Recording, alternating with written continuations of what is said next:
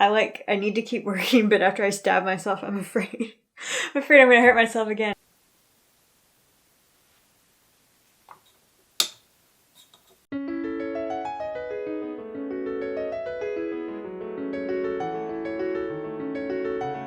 Hello again, gamers.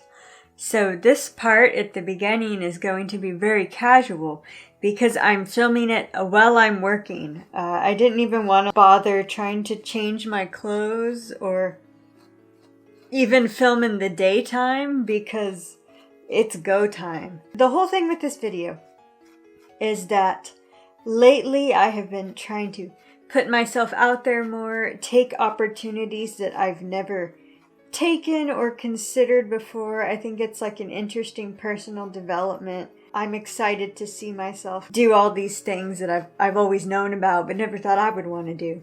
And the thing today would be a boothing or tabling in an artist alley.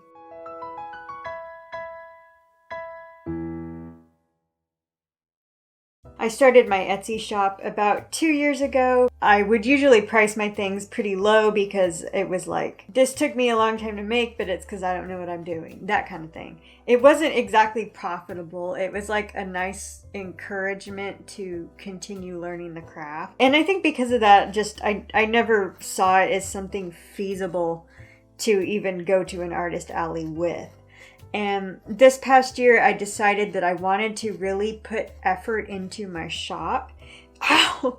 Just stabbed myself. And just in the past 2 years, like several people who I've known have been able to establish shops. And you know, like you go on TikTok and there's all these shops and they have like 100,000 followers and you've never heard of them before and they're all like thriving. So I feel like that's kind of something that I would like to be a part of and give a shot, and that's been a big motivation this year. And last year I was able to help a friend run her booth. It was really fun, and I really saw like the potential in it. I think something that I've tried to focus on lately is that I have like skills, but there's a lot of, I think this is kind of true for everyone, where there's things that you're good at or things that you just know how to do that are kind of second nature to you, and you don't think much of it. Making things just comes easily to me. Like I can see something, especially after picking up cosplay as a hobby, I can see something and be like, yeah, I can make that. And to me, that's just normal. But that's not normal for everybody. Just remembering things like that has encouraged me to see my own skills as profitable. And, you know, like the fact that I had fun selling things at my friend's booth and taking payments, you know, and that kind of stuff was easy to me. That's not something that everybody likes to do.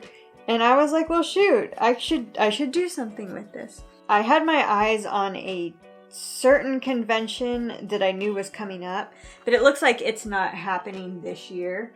So this other convention popped up, and this is RecCon at Georgia Tech. This is their first year, and I think because of that, they were very much like, we want people. So admission is free, and also tabling was free.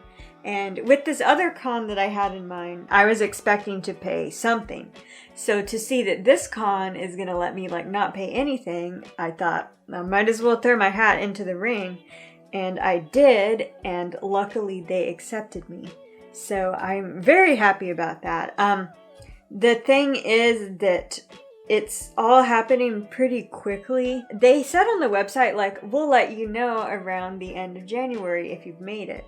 But I didn't hear about the con or even see anything posted about it until the end of January. So when I applied, like, applications were still open, but I was thinking I was probably on the tail end of it. I try to never get excited about things. So I applied hoping I would make it, but I assumed I wouldn't make it. You know, lately my shop drops have been pretty small. Like, I don't have a lot of inventory. And then I found out just this Thursday, so like 3 days ago, that they did accept me. And I think that's just when their acceptance things went out. I guess what I'm saying is I don't have a lot of time to make my inventory. So in this video, what I want to talk about is my first time tabling. And I don't want this as like a guide, like here's how to table, because this is my first time tabling. So, but I want to talk about like what it was like for my first experience and all of the things that I thought about and all of the things that I'm preparing. And then I'll see if I can at least get pictures of my booth, and I can sit down again at the end of it and like summarize it or do a voiceover. I'm not promising that I'll get footage like of the actual event, just because that stuff can be crazy. So yeah, that's the introduction. Let's talk about my inventory and my approach to that. So when I applied, I told them, I made a little website and I like showed them all of the stuff that I have available. I said all of my stuff is made out of felt, and I made sections for my different kinds of products. I have a section for hats, a section for dolls, and a section for pins. One reason I think I never thought to heavily monetize this is because felting dolls takes a very long time. And as I've gotten better at it, you can kind of just like go, as opposed to trying to figure out your own style or trying to figure out proportions or even technique. Like I remember when I first started felting, a lot of it was just learning how to felt. So I kind of have those things figured out now. But the way I'm doing this is the highest level of my products is going to be my dolls. That's because they take the longest, but I think they look really good. So I'm like proud of them and happy to have them there. But they are going to be priced highly, and I'm not expecting all of them to sell. The next tier I'd say would be the hats. I really enjoy making hats. I use the flat felt for them, so it's much quicker. I mean, there's still a lot going into like cutting and painting, but it's sort of a different kind of labor than the needle felting. I consider needle felting to be like a high concentration labor, and I'm hoping that those sell pretty well because it's wearable. Hats also like, it works as good advertisement, because if the person buys it and they put it on and walk around, people might be like, oh, that's so cute, where'd you get it? And then come back to me. Then after that, I wanted like a mid-tier of merchandise and a baby tier of merchandise. So this is going to be pins and like very small needle felts. I have like the nice needle felts, which are mostly going to be maybe this big, and they'll be like characters. And then I thought I'd have some like inconsequential needle felts, which would be like little oddishes, little rowlets, maybe something that someone would kind of want to impulse buy and then put on their desk, because people love trinkets. And then I have my pins, and by pins I mean like brooches, things that you would put on an Ita bag, things that you would maybe wear on your body, you can put on a hat. Like there's a lot of different uses for that, and I feel like that's good to have as like a utilitarian item. Buying like a tiny needle felt is cute, but it's not really something you can use. But I think having like a pin that's wearable will be nice. And the inconsequential needle felts, I can make one in like 30 to 45 minutes. And then the pins, kind of a similar time. A lot of the pins I use the flat felt for, which, as I said earlier, it's just easier to work with and easier to like push a product out. So those are the things that I want to make a lot of, or a decent amount of, and I'm expecting those to be the highest sellers. Those and the hats, I'm expecting to be the highest sellers. So it's a game of quantity. Then I need to figure out exactly what it is that I want to make. At the moment, I have 2 felted character dolls finished. I really love these. If I could only make these, that would be great, but it takes a really long time to make them. I'm hoping I can finish at least one more. The con is like really sneaking up on me, so like in my mind I had a whole row of them, and in reality there will probably be 3, 4 at best. So now that I have all of my items that I'm going to sell, next up is the display. I ordered a bunch of display pieces online, and they should be coming soon. So when they come, I'm going to film a separate segment, and I'm going to show you each piece and what it is that I plan to do with it.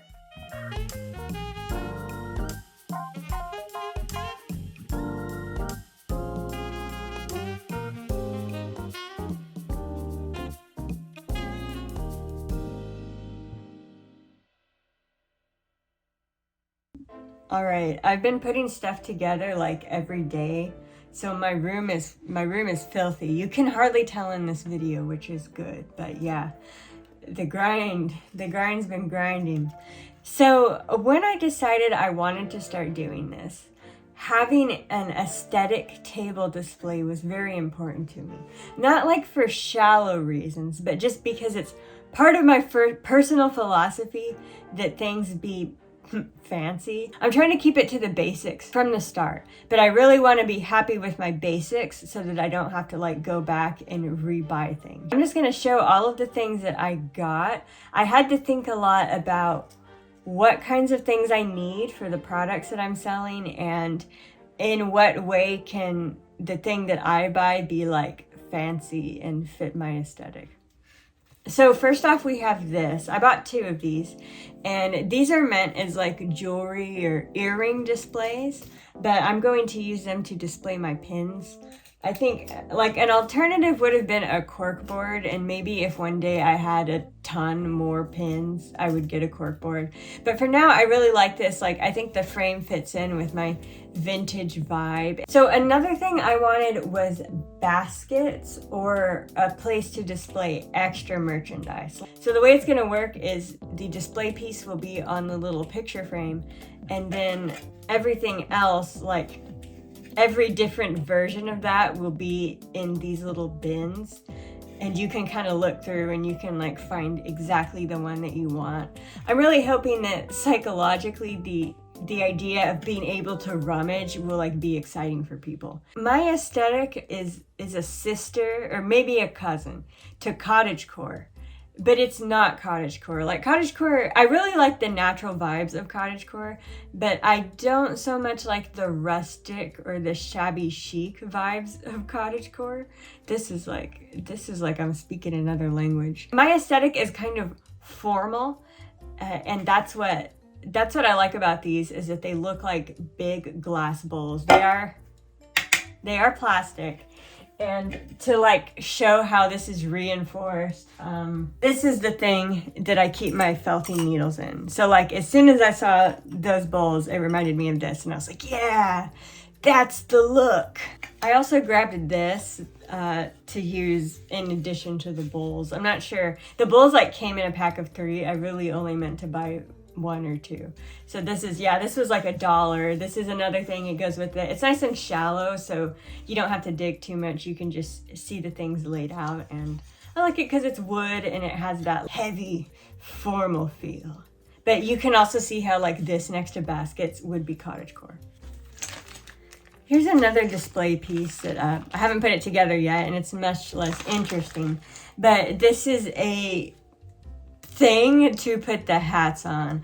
I'm admittedly pretty worried about the hats because I don't like to make duplicates, so each hat is one of a kind, and that means that I'm gonna want to have to display them all, because you know, if I like put out 5 hats at a time, you can walk by my booth and not see a hat that you want, but then later on I put out a hat that you would have wanted. So like, you know, I want to maximize sales, I want to have all the hats out on display at once. So I think this can display like 6 at a time. At the moment, I think I have 13 hats. So this will have some. And then I have a bunch of wig heads because I'm a cosplayer.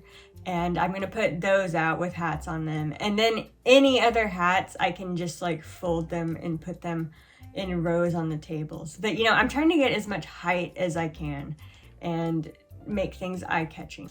This is another thing that is in pieces because I haven't put it together yet. But this is a 3-tiered display thing for the dolls.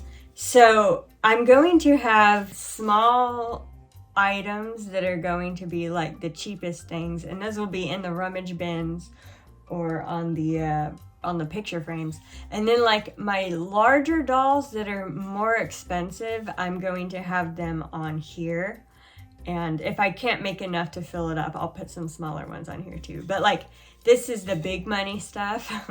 And if I have time, I'm going to paint it like a darker brown color. The way that I'm thinking the table will be is that one side is going to have hats. It'll have the big acrylic hat display and a couple heads. I'm gonna bring some like boxes or things that I can use to get height. And then in the middle will be like the pins with the little picture frames and the rummage bins. And then to the other far side will be all of the dolls. And those will be on the 3-tiered display thing. Prior to this, the whole gimmick behind my shop was that it was an adoption agency. And you weren't just buying a doll, you were adopting a doll. Play along with the adoption aesthetic. I wanted it to be you adopt the doll, you get the adoption certificate. I am going to have those. I'll like fill it out for you when you make the purchase. And then I would put the doll in some kind of interesting box because that really like carries it through. And at first I was thinking I would have to buy like little square boxes and maybe cut out a window into each one of them, which is labor and time. And then I found these, and they're shaped like little houses. Yeah, after you adopt the doll, I put the certificate and the doll in a little house, and you take the little house with you, and then like, ideally, like big brain stuff, people will see the little houses and they'll be like, where did those come from? And maybe they'll come to my booth. I don't know, but I really like the little house. That also like is part of doing things that are fun for me, and that's something I really wanted to do.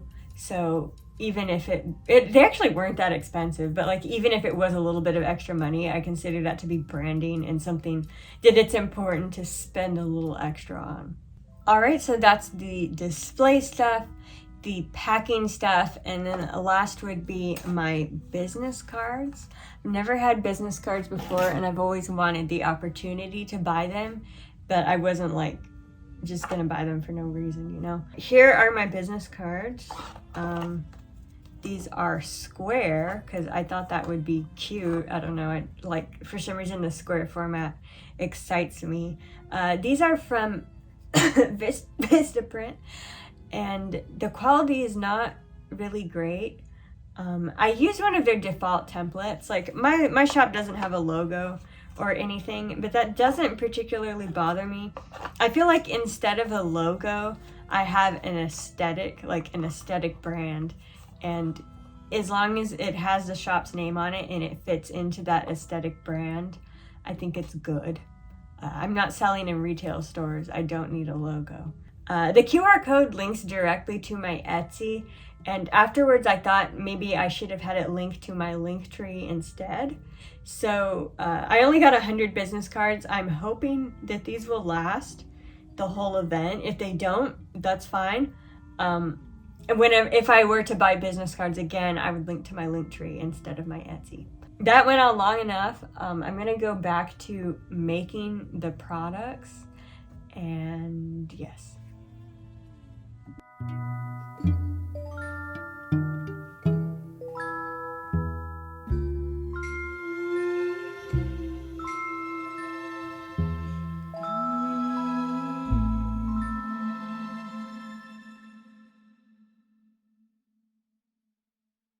So I thought now would be a good time to do an update.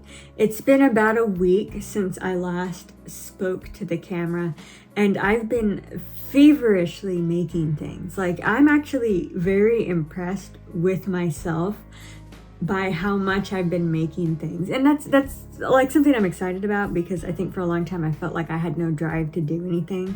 So this is like, yes, this is something I really want and I really want to do, and I've put the time into doing it. So, and also it's just like I want to make the best of this opportunity, and before this I had barely any inventory. So now I have a decent amount of inventory. So I think at this point I want to talk about what my strategy has been with the things I've been making, because I think as opposed to someone who's more established, I have a lot of unknowns, and that I don't know what sells really well. Like, I don't have a regular thing that I make, but I think that also gives me a lot of opportunity to experiment and develop new products. Okay, so this next part got rambly. I was talking about the things that I made and my thoughts behind making them, but I decided I'm going to talk about that separately in the next section. So for this part, just quickly, I want to summarize what my strategy was for making stuff.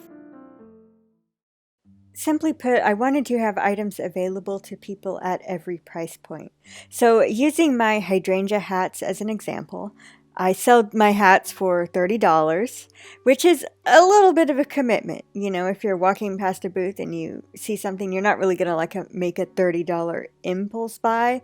At least I don't think so. And my pins are $12. So you see a hydrangea hat, you like it, but you don't want to spend $30. That's when I say, oh, I have these $12 pins. And then that's an easier price to swallow, so you walk away with a hydrangea pin instead. I wanted people, if they like a particular series, to be able to walk away with something. And this is especially important to me considering I had my needle felts, which were more expensive. I didn't want it to be like, I have one Hanako-kun item and it's this $80 doll, something like that. That is where I am now. I'm feeling a lot better than I was, last week with all the stuff I've made. I think the pins are since they're my smallest item, I'm kind of expecting those to sell the most. So I'm happy that I have a lot of pins now. And those little sales add up, which is good.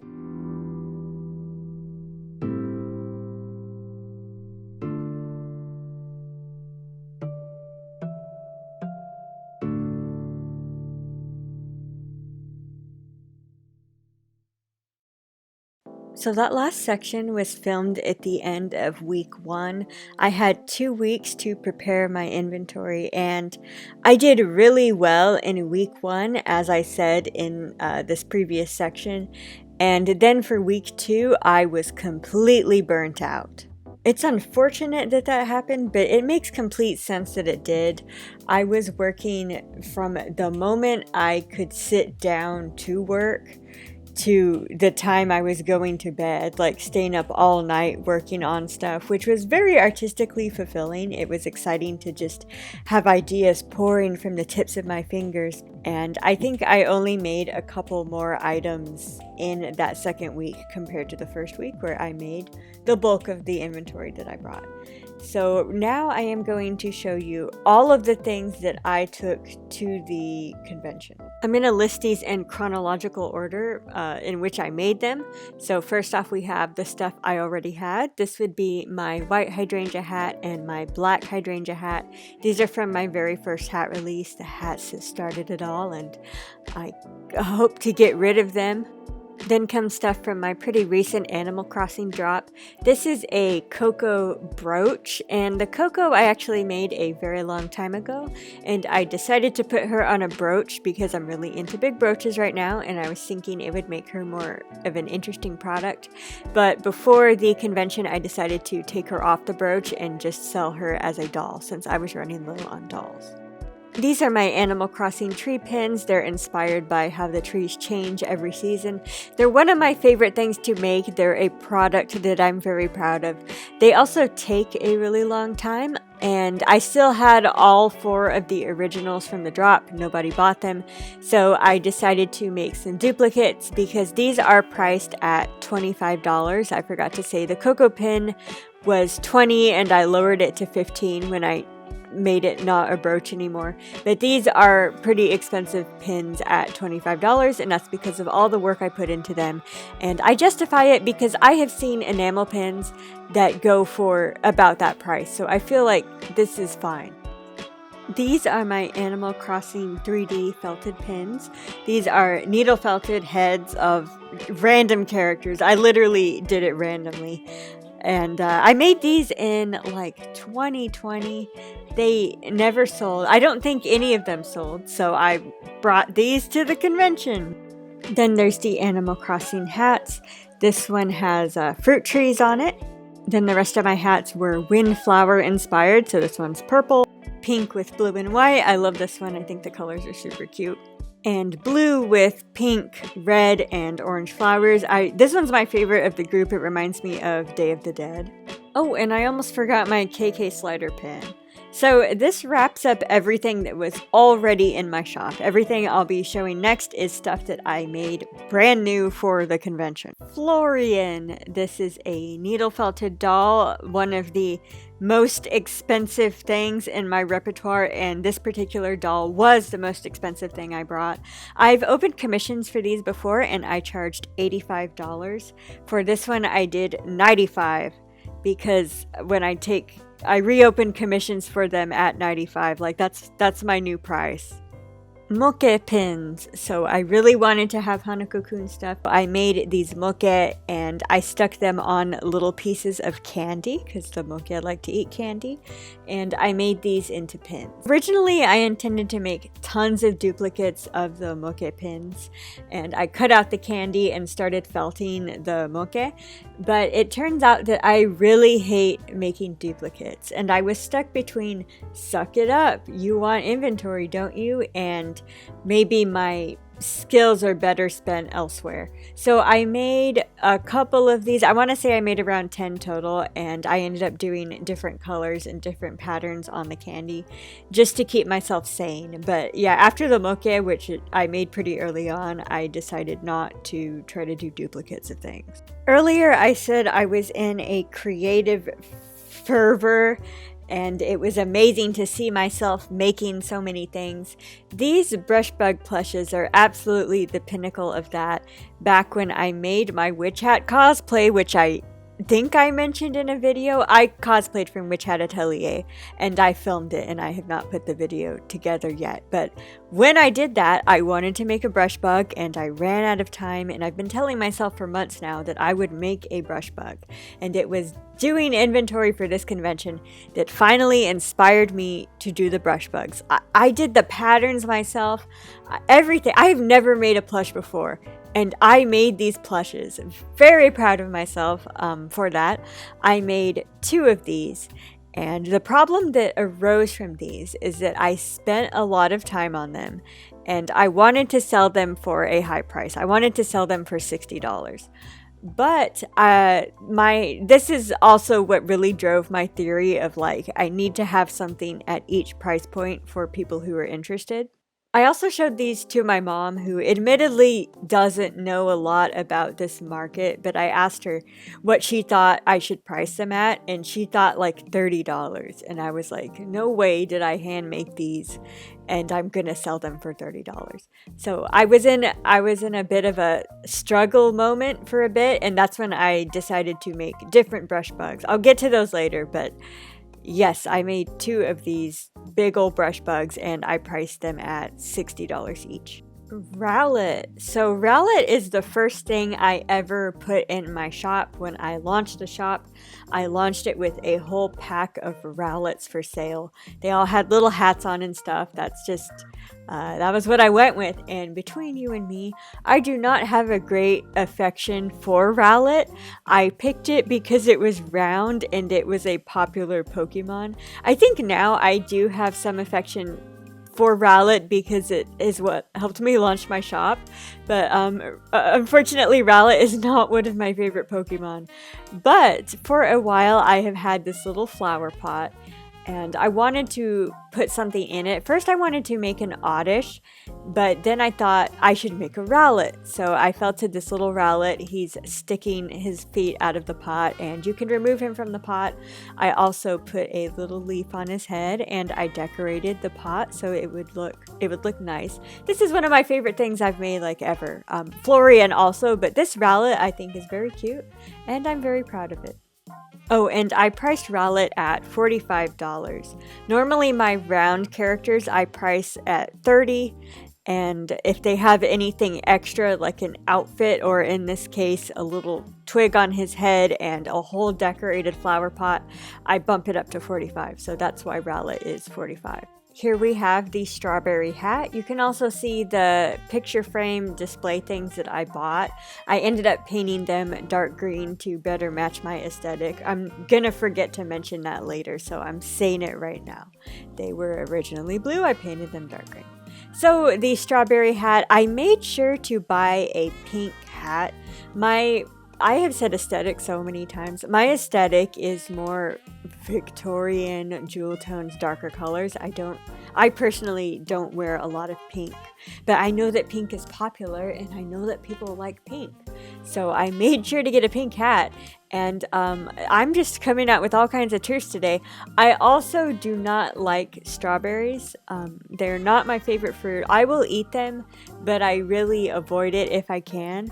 But because I'm a poser, I know that strawberries are popular, so I made a strawberry hat, but I do like how my strawberry hat came out. I looked at pictures of real strawberries. I wanted it to feel like a real strawberry plant and not like cartoon strawberries. So that's why it's got the flowers. You can see there's like a brown spot on one of the strawberries. This is real life. To follow up on the hat, we have these strawberry pins. I made 2 different versions. The one on top is just a flower and a single strawberry in the leaf. And the one on the bottom is a cluster of strawberries. I really love the cluster, but I also think the single one is very cute. I really love these. I love how they're shaped. Same thing as the hat. I wanted it to look like a real strawberry. And I'm very proud of them. I want to say I made 4 of each, and like all of the other pins, these were priced at $12 each. You saw earlier that I already had plenty of hats, but since hats are pretty easy to make and I was relying on them selling pretty well, I went out and got more hats and made as many as I could. So this is another pink hat, a pink hydrangea hat. I really wanted there to be more pink in my inventory, so that's why I made this one. And of course, these are the pink hydrangea pins that offer a more affordable alternative to the hat. I also made them in blue. Blue and purple are my favorite colors, fun fact. At this point comes the conclusion to the Brushbug saga. So after struggling with what to do about my big $60 ones, I decided to make smaller ones. So these are just regular sized brush bugs. I ended up calling the big ones the senior size, and this is just the regular size or adult size. These are made very differently. They're bendable, and I kind of like them better. I like both of them for different reasons, but these are just a little bit more portable, and they're like super cute. I'm really happy with how these came out. And then I also made Brushbug babies. These are inspired by a picture of the Brushbug family from the manga, and they're just little guys, and these are pins, so they're wearable. I thought that was really cute, and these make me smile in general with the brush bugs. I was really taking a gamble with Witch Hat Atelier because it's popular in its circles, but it does not have an anime yet. The anime has been greenlit, but it is not out yet, meaning it's somewhat obscure. But I was hoping that the brush bugs would do well just because they're cute. Like, they're close enough to Worm on a String that I was thinking they could ride off the laurels of that. But I will admit that maybe after putting in all of that time into the brush bugs, like a lot of time and energy into that, I thought, ooh, maybe I made a mistake putting so much time into this obscure series. Here's another hat. This is the Oddish hat. So I had a little baby Oddish left over from a long time ago, probably 2020, back when I opened my shop. Never found anything to do with it, so I decided to glue it onto a hat. This was my first time gluing a needle felted like figure onto a hat, and the rest of it I decorated with leaves and flowers, and you can see the flowers are inspired by Vileplume and Blossom. And the Oddish hat made me realize I forgot another one of the hats that I already had in my inventory. So this I made a little while back, and it was in my shop hoping to be purchased. The Tatsugiri hat. I love Tatsugiri. I loved putting him on a hat. It got a lot of attention on Tumblr, but nobody adopted it, so I brought it to the convention. Okay, back to new stuff. This is an Oddish that I made. I originally wanted to put it in another flower pot that I had, but I ended up making the body too small for it to sit comfortably like the Rowlet did. So I just made a little guy. Here is a Hanako-kun hat. I made the moke pins really early and was thinking the whole time like, okay, you gotta make more Hanako stuff. So I made this hat. I really like how it came out. I did like aging on the seal, which is, I love weathering things. It's got his 2 little ghosties. And then these are some flower embroidered patches that I had. I meant to use them for a different Hanako-kun project, and I didn't. So I've had them laying around, and I painted them to look like... There's always flowers in the scenes in Hanako-kun, so that's why they're there. Someone at the convention, spoiler alert, someone at the convention asked me what they were, and I was like, they're flowers. from the series. I also made this big moke, and I made him look like Hanako. I wanted to make more moke. I wanted to make like the black one with the one eye and more characters. I also wanted to make a Hanako doll like the one I made of Florian, and I completely ran out of time, got burnt out. So this was me doing my best. And look at me, I keep forgetting things that I had already made in my inventory. So the moke is the final new thing that I made. These are two things that I forgot to mention. This is the party dinosaur. I made the party dinosaur also in 2020, and just a few weeks ago I added more details to him. I made him a little bit rounder, like fixed his proportions, and I added the wings because I thought that would be silly for a dinosaur to be wearing costumed wings. There's also the chicken, just the pin head on the left. I made this a long time ago for another project, and nothing ever became of it, so I was like, might as well bring the chicken with me. Also, shiny Pikachu. Regular Pikachu found a home a long time ago, but I still have the shiny. These are old work, so I put shiny Pikachu up for sale for just $10 to get him to a new home. I also had a pin of Nene's brooch from Toilet Bound Hanako-kun. This is from the cosplay I did of her where I made my own brooch, and I don't cosplay her anymore, so I thought I'd try to sell that as well.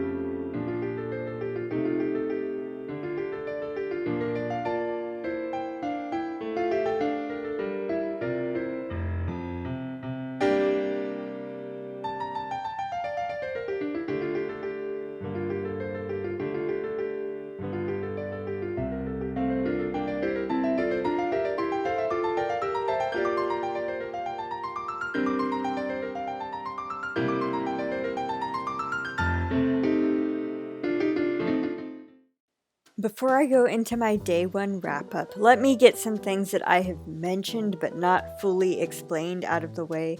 First off would be breaking even. I talk a lot about breaking even. As you know, I paid nothing to table, but I had to purchase a lot of things because I've never tabled before. So that would be all of the tabling, the display items that I showed earlier, and also I bought a cash box and other stuff. So that totaled to around $300, maybe a little bit more than that, but I set aside $300 to get myself con ready. While tabling, I decided to wear my cosplay of Yuini from Witch Hat Atelier, and this costume I debuted it at Anime Weekend Atlanta, and it has been in my trunk ever since. The costume's like good and wearable, but it needs some repairs, which is what's actually keeping me from finishing the video about it. Also, I haven't started editing it at all. It's a bit of a mess, and when it goes up, it'll be a triumphant day. Anyway, I didn't really put in full effort for this costume. I accidentally left my hat at home, and I didn't wear a full face of makeup. I just wore blush and did my eyebrows because his eyes are covered, so I thought it would be like a comfy kind of costume, but all it really did was make me feel insecure. I really like to go all out when I wear my costumes, and I felt like the costume was wearing me, and it would have been better if I had just worn regular clothing. I always dress up when I get dressed anyway, so it's not like I would have been wearing jeans and a t-shirt or a cosplay. Like, I would have been dressed nicely anyway. As for assistance, I brought my dad with me. I brought him because I thought he would enjoy seeing the show, and also because I would not have to pay him. My dad is going to watch this video, so I hope he appreciates knowing that. Also, speaking of family, I'm about to move into my wrap-up, which I filmed the night that I got home from the convention. I live with my family, and my grandpa is in the room right next to me. he slams the door a lot, and you're gonna hear that in the next section. So just in case you were wondering what that was.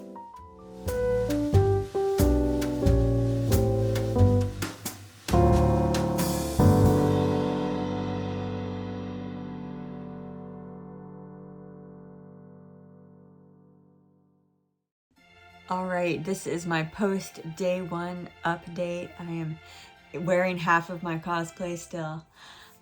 So let's see, how shall I describe day one? Coming right in, I was really nervous that I would not have enough stuff. Like going in to set up, I saw everyone else setting up like their large print displays and their keychain racks, and I was like, oh man, you know, this is all I have. What it ended up being, though, is that worst case scenario was that I sell absolutely nothing, which is just like, you know, emotionally crushing. And then like a best worst case scenario is I didn't make enough stuff and it all sells out. And I've tallied up how much everything I had made cost, and it was looking at around $1,000. So if I sold everything, I would have like $1,000, which, you know, take expenses out of that, but I would have a noticeable profit. So what ended up happening is it's a small con, and it's a first year con. It took me about an hour to make a sale. I was positioned pretty nicely, like right at the door. Like you come in and there was one booth and then there was my booth. So at first I was like, oh, this is a good spot. But then a lot of times I would see people look at my table and be like, oh man, but let me look at everything else. One person even specifically said, like, I don't want to blow all my stuff at the first table, which is like, you know, that started to make me wonder if I didn't have a good spot. And you kind of see people start to pool and congregate more in the third row as opposed to the first row. But that was that. I'll just skip to the truth. At the end of day one, I made about $168. I was really expecting to sell a lot of hats. I was seeing that as my like, yeah, this is your item. I only sold one hat, and that was the Tatsugiri hat. And I'm happy that that one sold because it seemed popular when I posted it online, but then it never sold online. So at least somebody bought it. The floral hats, though, none of those sold, which I'm kind of worried about because I make the floral hats because I genuinely love the floral hats. I like love making them. It makes me feel really good. And I have sold them before online, but they don't sell at the pace that I make them. And I think the only other fandom hat, I had the Hanako-kun hat and the Oddish hat still. And several people noticed the Oddish hat and they thought it was cute. It had a little Oddish on it, but no one bought it. And going back to Hanako-kun, one thing that I've noticed about that series is that, like, it definitely is popular, but based on my experiences with it at conventions, I would assume it's incredibly obscure because I don't see tons of Hanako-kun cosplayers, and a lot of people didn't. And I didn't get a lot of recognition on the merch. Like, some people would say, oh, you know, that's Hanako-kun. But there weren't a ton of people. Like, my impression of it being popular is very warped. Like, it is popular, right? The Witch Hat Atelier stuff did... That was my first sale, actually, was one of the Brush Bug babies. I put out like a little lore sheet that had just info on them, and then I wanted to make it feel like they weren't just products, you know, like they're little creatures and you're helping one get a home. So yeah, that was the first thing that sold. A lot of people came by and said that they really liked what I was doing, like they thought it was cute. One person said they hoped that everything would sell out. I was like, that's very nice. And that was the person who bought my first thing from me. So I think it wasn't so much, there's probably a couple factors going into like why I didn't sell a lot. I think I sold a good amount for the kind of con that it was. On their website, the con said that they had it was a free con. They said that there were 2,000 tickets that were registered for, and later on when the con organizer came around, he said that they had about 800 people come in today. And you know, there's sort of shift in like investment between signing up for a free con versus attending a con. There's also day 2, and there might be the other people, but you know, it's a smaller con, so I think like I did fine for what I had. My items are also priced high, and one thing with it being a free con is that like we all have nothing to lose. You know, I didn't pay anything to table there. People don't pay anything to come there. But it also means that people who don't have spending power are going to be there, as opposed to like a big anime con that you pay $80 to get into and you stay at the hotel and blah, blah, blah. And even though that sounds like that would take all your money, there are specifically people who come to those things knowing that they're going to burn money. And I'm not sure if those people are at a little free con. Looking at other things that I sold, I was expecting to sell, I think none of my original designs is sold. Like none of my pins, flower pins, none of the flower hats. I was really expecting the not the big brush bugs, but the regular sized brush bugs. I was really expecting those to like fly and I'd have to make some tonight. But none of them sold. People would pick them up and they would think that they were cute, but none of them sold. The big ones, of course, didn't. Like if the smaller ones weren't, the big ones weren't going to. The dolls did pretty well. I didn't have nearly as many dolls as I wanted to. Like I wanted to fill up 3 rows. On my little shelf. I ended up taking off 1 row and barely filling 2. But the less expensive dolls sold. Like the dinosaur sold. I think that was the first doll that sold. The Oddish sold.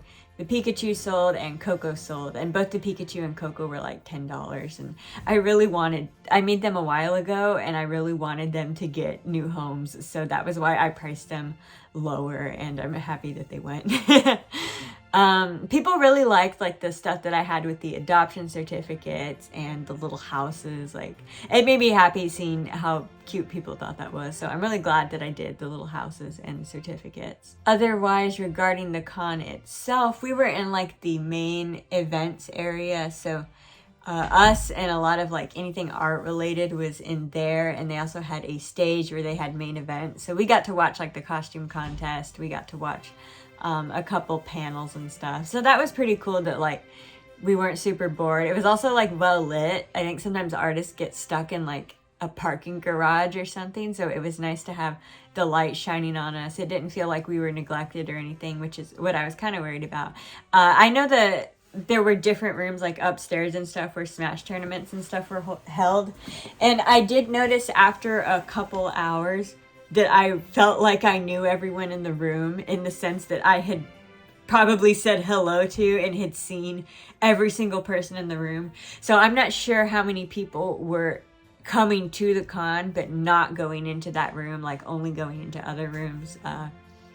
My dad and I were joking that 300 people showed up. So but yeah, so that was like the con infrastructure, I guess. The volunteers themselves were very, very nice. Like that was A+, exceptional. They kept coming around and they would offer us water. Like I think 3 or 4 times they offered us water. They would check in on us, you know, like make sure we were okay. They would offer to wash our table if we needed to go to the restroom. That was really nice, and I'm really glad that I had that as like my first con experience. I know that that's not typical for cons. No fault of the cons. You know, sometimes they're really big and it's hard to keep a hold on those things. But I would say that was like a benefit of being at a small con. Regarding tomorrow, I'm hoping that I can make the same amount, because that will mean that I have broken even. And I think when I first started this, I was thinking, or even when I would hear friends talk about boothing at conventions, I would think, why would you just want to break even? Like that sounds really sad. But I understand it now. And also, since it was free to sign up for this convention, like to vend, any costs incurred were 100% my decision. I mean, the money that I did make was honestly better than I do on my online shop drops. So, ooh, the bitter honesty. Also, I was like really proud of myself for getting into the convention, because I saw on their Discord announcement, they said, you know, the first round has gone out, you know, of vendor acceptance letters. And I was like, I was in the first round. This is, I would probably was like really, they saw me and they were like, oh, we've got to have her. But later on, the con organizer came around and we were talking to him and I was like, well, thank you. I've never vended before, so I'm really glad that you guys accepted me. And he was like, yeah, like we were really desperate for people. We like took anyone as long as, as long as they filled out the form right. And I was like, that's good. Nothing wrong with what he said. It was just because, what was in my head already. So yeah, as I said, I would like to at least make the same amount that I did today because that will bring me into break-even territory. Regarding my approach to merch production, where I tried to have the same things represented across different price points, I see the good sides and the bad sides of that. Good sides is that I can say, oh, you like Oddish? I have an Oddish hat. Oh, Brush Bug, I've got them in 3 sizes at 3 prices. But the bad thing was that I think I had like 4 or 5 series represented total. And people would like what I had. They'd look at the table and be like, oh, this is cute. But there wasn't anything that they wanted. And that's probably because I have such low series representation. And I'm not sure I don't think I could have done anything about that. Maybe I could have gone back and said, just make as many crazy things as you can. Because I feel like that also keeps people at a table longer if there's like a bunch of different things. I think the approach I went with made sense. So I'm glad I did it. And even now I have the inventory. Like I don't really have any other cons to booth at on the table, but just for my shop in general, I have the inventory now and I am free to make other things from other series or not. So yeah, I guess it would have been nicer if I could have spread out things a little bit more. I think the Pokemon stuff probably is what sold out most consistently. I took my dad with me today as like moral support / assistance.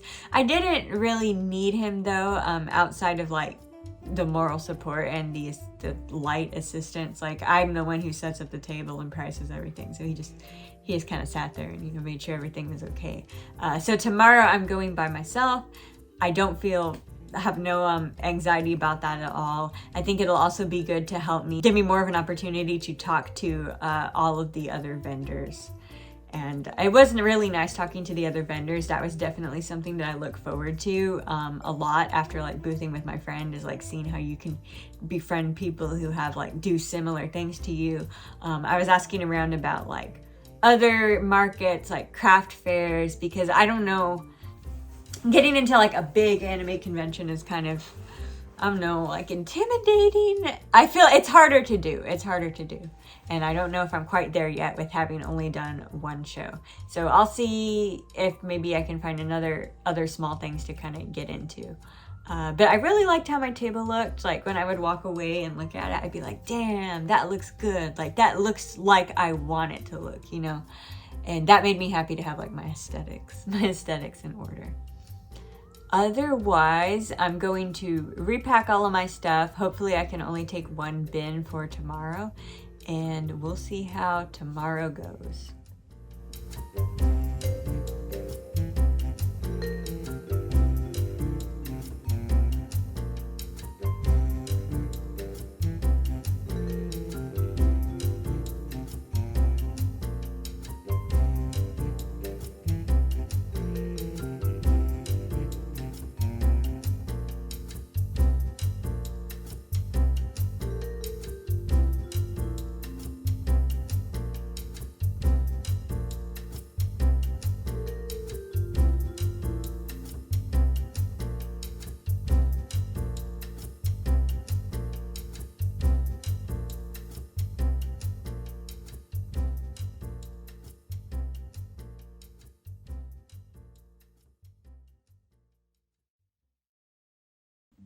It is 1 a.m. I passed out the minute I got home, and I also went and treated myself to some of my favorite boba on the way. And I guess I'm just gonna finish that now. So, day 2 is a little rough. I'll just go ahead and say it. The convention started at 12. And I did not make a single sale until 4. I was it looked for a while like I wasn't going to make any sales at all. I think around 2 o'clock, because on day 1, it took me about an hour to make a sale, and then I would get one kind of regularly, maybe every like 30 minutes for a little bit. But when it took me like over 2 hours and I wasn't getting a single sale, and I was getting people would come to my booth, and I could tell from their vibe that they liked my stuff, but there wasn't anything that they wanted. And like after that happened several times, I was like, okay, I don't think I'm going to make any sales today. And like I was 100% prepared for that to be the case. And I was bummed, but I was also thinking this will like make a killer section for the video. But thankfully, I did get some sales. So, yeah, that was what I observed on day 2. I think my, consensus from yesterday was incredibly accurate, and that my marketing tactic of, having multiple tiers of merch for each like character was a good idea, like on paper, and maybe it actually like was a good idea, but it wasn't a good idea in practice. And I don't think there's any way I could have known that without experience. And it honestly could also depend on the con. But I think that if I had actually gone through with just producing items for as many series as possible, or as many characters as possible, I may have been more successful, because I had like maybe 5 series represented, and one of them being Witch Hat Atelier, which seems to be a little obscure right now. Like, I know it has fans. People recognize my Brush Bugs, but it doesn't have the appeal of a larger series yet. Yeah, so I sat at my table until 4, just kind of sitting there. Honestly, I was pretty bummed out. Like, I think by that time I was trying to like not have it show on my face. I was pretty bummed out. Also, I brought my Switch with me, and it like died at about 2, so that made it even. And I didn't want to use my phone too much, because that's how I took payment, so I didn't want it to die. It wasn't taking enough payments for that to be an issue. But yeah, I was just kind of sitting there. This part was getting rambly and borderline depressing, because I recorded it late at night after a rough day. So let me summarize day 2 in maybe a more positive way. This time I cosplayed Dawn from Pokemon Platinum. This was my second time wearing this costume out, and it was more comfortable than Uweni. It was easier for me to see, and it was more recognizable. I was also able to condense my table display. Since I sold most of my dolls on the first day, I decided to not bring the little step stool thing, and that saved me a lot of space. One good thing about day 2, though, is that I was able to talk to the other artists more. I sat by myself for those first 4 hours, like not really talking to anyone, and it was when I got up to stretch and started to talk to people more that began to lift my spirits. And my first sale of the day was actually made by one of my fellow artists. So she wanted to trade for my strawberry pin, and ended up also buying a strawberry hat, which made me very happy. And after that, I started to finally make sales. When I first started talking to the other artists, I told several people that I hadn't made any sales yet. And this wasn't because I was fishing for sympathy. I wanted to know if anyone else was having a bad time, or if it was just a me thing. And it appears it was just a me thing. And people were surprised that I hadn't made any sales yet. So I think it really does come down to the low series representation at my booth. And even my prices, I don't think were incredibly out of line, although it would have maybe helped if I'd had some really cheap stuff like $5 items just to make more sales.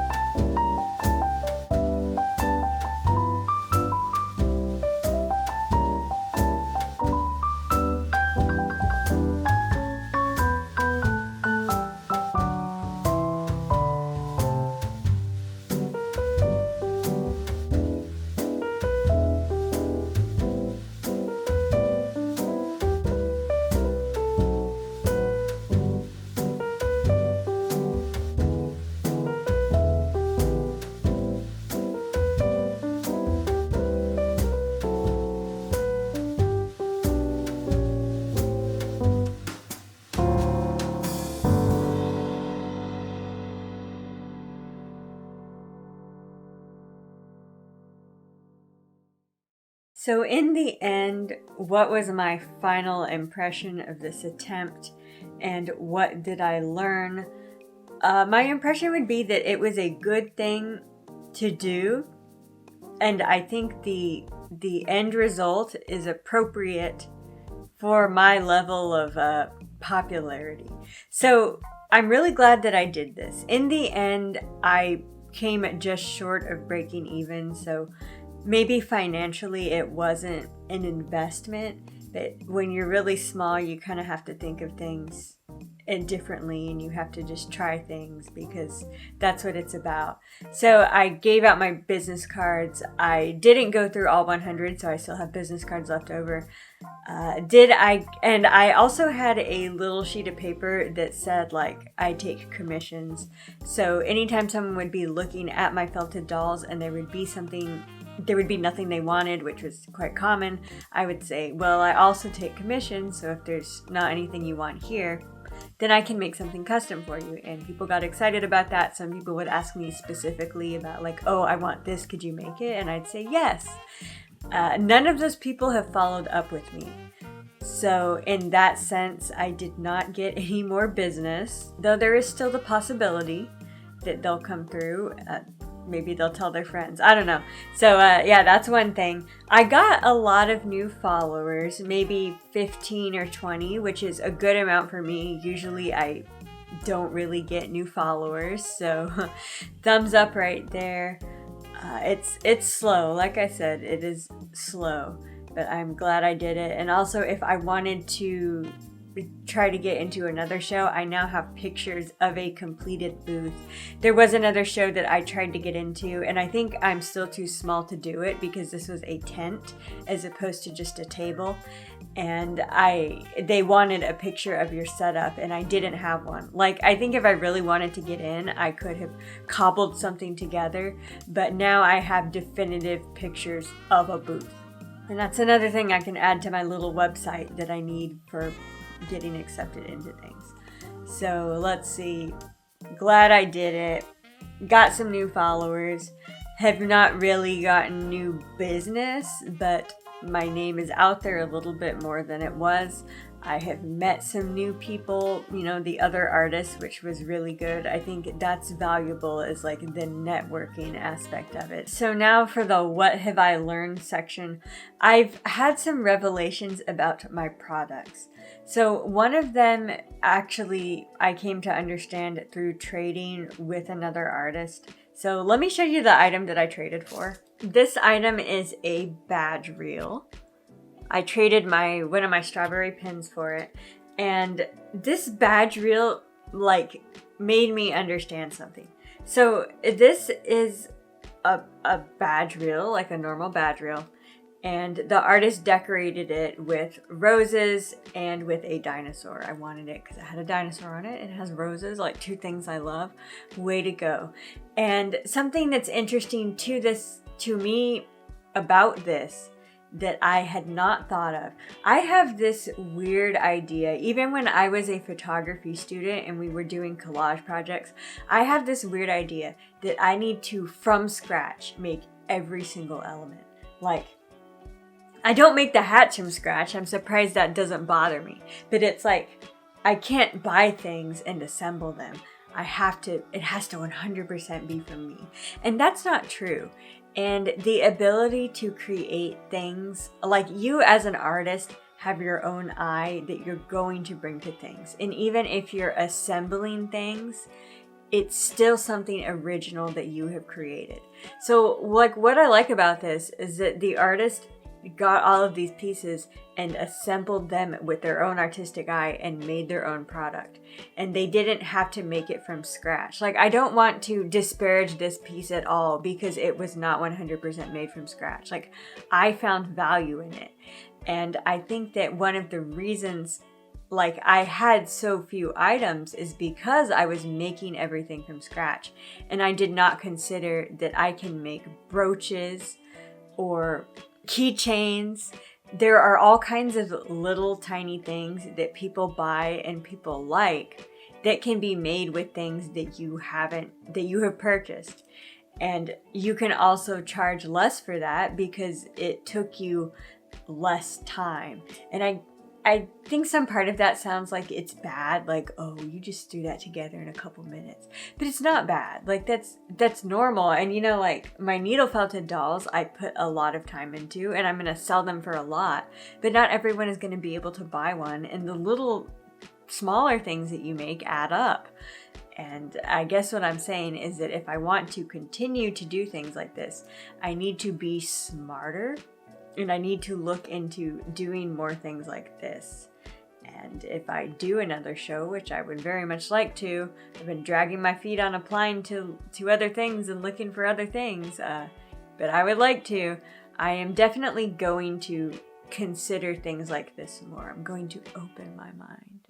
Another revelation I have is regarding my baseball hats, which I expected to be a really big seller, and we're not. And I think my timetabling really made it clear why that's the case. The reason I made these baseball hats is because I like to go hiking with my friend, and I would always wear a baseball hat, you know, for practicality. And it would be one that I grabbed from like my mom or my dad's closet because I don't have any baseball caps because I don't wear them. And it would be something, you know, like just some random hat, like a sports hat or some random company. And it was never cute. And after a while, I was like, I want a baseball hat that is cute, that is my style. And that's why I made these floral hats. I was getting a lot of requests for berets. And I hear a lot from people like, I think your hat is really cute, but I don't wear baseball hats. And I guess that kind of frustrates me because it's like, well, I don't either. You know, I made these for people who don't wear baseball hats. And that's a double-edged sword because ideally I'm like pioneering a new market, but in reality, my customers don't exist. So, yeah, the reason I got requests for berets and people being like, if you had berets, I'd be all over these. And the reason that I never made berets before is because I feel like the market's kind of oversaturated. Berets are pretty trendy. People do all kinds of decorative, fancy berets. And I was like, well, I'll pioneer a new market instead. But, you know, clearly that's not happening. And yeah, based on that feedback, I am definitely now going to start doing berets. I actually just finished my first one today. And that'll be up on my shop the week that this video is being uploaded. And, I was worried about the saturation thing, but I think I have confidence in like my vision. And if people are clearly more interested in berets than baseball caps, then I think I'm going to move my whole floral fancy aesthetic over to the berets instead. But another thing that I learned about the baseball hats is that people were interested in the fandom ones. So like with this, I was, with the floral baseball hats, I'm trying to go for a market that is underserved, people who don't wear baseball caps but might need to one day and want one that's cute. Whereas I think with fandom hats, people are a little bit more open to that and like aware of that. So I think I need to be realistic after seeing this happen, after the feedback I've gotten, that the market that I'm going for is just not interested in the floral hats. I'm going to continue to make like fandom baseball hats, but in general, since fandom stuff is not all that I want to do, I'm going to kind of phase out baseball hats, and I'm going to switch my floral look into berets. If I get a baseball hat occasionally, I'll make one, but I think it's going to be fandom only. I have two hats right now. I have a gray one and a red one that I haven't decorated yet, and I'm going to have those be fandom. Even with my Etsy stuff, I've had 2 sales of hats lately, and they have been fandom hats. So that's the truth that I have learned. Another thing I was surprised by was that none of my floral pins sold, which is a bummer. I really enjoyed making them, and I'm going to continue making them, but none of them sold. I've been trying to like wear them more with my own outfits and like post it on my Instagram to try to give people an example of what it looks like. And my dad said this as well, that I should have like been wearing my pins so that people could see them. And that's another thing I learned. So for this convention, I cosplayed on both days. And I mostly did it because I wanted to. I was at an anime convention. I hadn't been to one in a long time. I wanted to wear cosplays and feel good about myself. But, and it also, like, it would hopefully draw people to my table because they see my cool costume.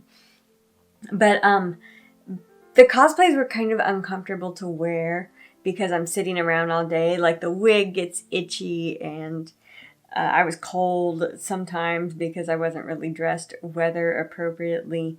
And, like, in my own style, I already kind of dress up anyway.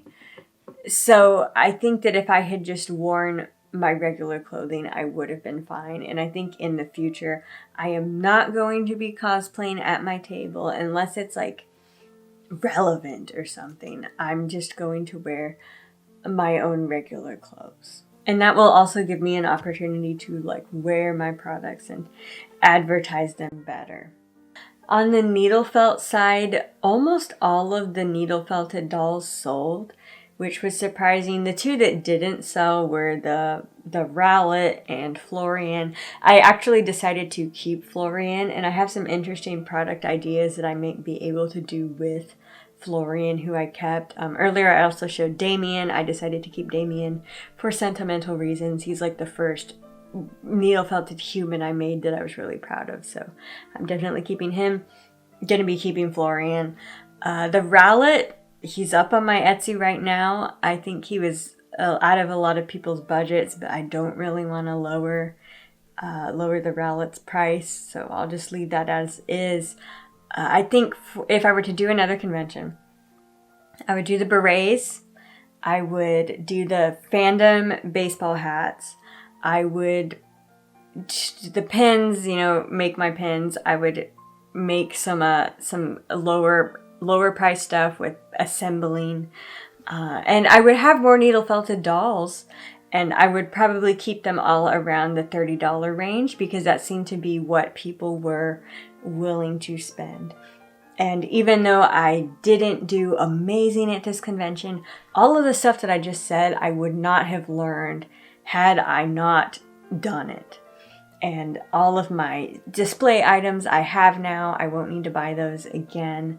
I'm sure next time I'll buy more stuff, but it'll like make my display better because I already have the basics. So with that, I think I've said everything I can possibly say. This has ended up as another long video. It's rather chatty and more like a vlog, but it is what it is. If you would like to see more of my videos, more of my craft projects, that's what most of my videos are, is craft projects, then I would appreciate if you would give me a like, give me a follow, smash that bell icon. You can also check out my social media where I post more of the stuff that I'm selling. I talk about videos I'm going to be making next, and etc. So thank you for watching.